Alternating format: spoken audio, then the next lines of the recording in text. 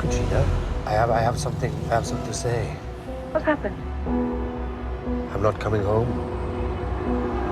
Where did the idea for this film come from? I'd just come off making a more conventional film and wondered if there wasn't a way of making a film differently.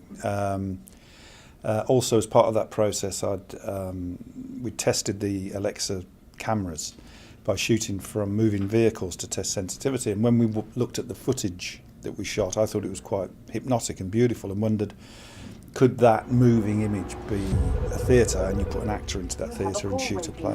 This is Ivan Locke.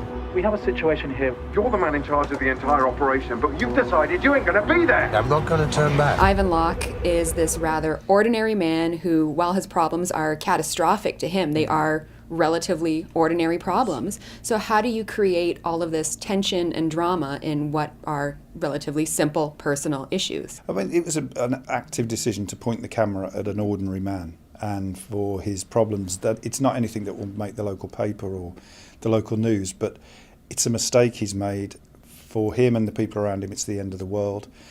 And I just think audiences are, ordinary people with ordinary problems, and they relate to what they see in this film. And he's not Jason Bourne or James Bond. It's an ordinary man. And so many people have come up to me after screenings and said, that's the journey my dad didn't make. That's the journey my dad did make.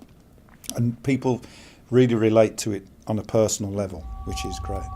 We are facing $100 million worth of losses. Listen, I will take care of it. I'm trying to do the right thing. And Tom Hardy spends the entire time on screen alone. Did you write the script with him in mind? I had the idea for the character, the journey, and the incident, if you like. We got onto this subject, and I said I'd got this idea of doing something differently. And he was quite intrigued, so when I wrote it, I was pretty sure he would do it. And then he read the script and loved it, and we met in November. We were shooting by February, so it was very quick. Hey, Dad, are you coming back? Sean, something's happened. I need you to hold it together for me. It will be a long night. This is sort of the first time we really see Tom Hardy without, a Bane mask, without, giant muscles.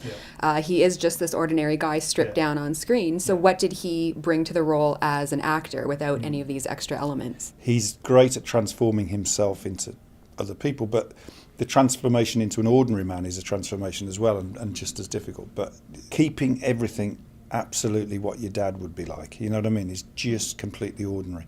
And then have him respond to what I think of as an ordinary tragedy, but in an extraordinary way. And then speaking of dads, there's a lot of emphasis on Ivan's father, who of course we never see, but it's weighing heavily on his mind. So why is this absent father such an important crutch for this whole story? I see Ivan as someone who is from a tough background. His father is the sort of person who would have made this mistake many times and walked away from it. And so Ivan is one of those people who's pulled himself up by his bootstraps. He's very prompt, he's very efficient, he's very rational, and he's done well for himself. He's got a wife, 2 kids, perfect home life. And then he made this mistake, which to him, the horror of it is does this mean that he was always going to be like this, that this is predestined, that it's genetic, that this is what he does?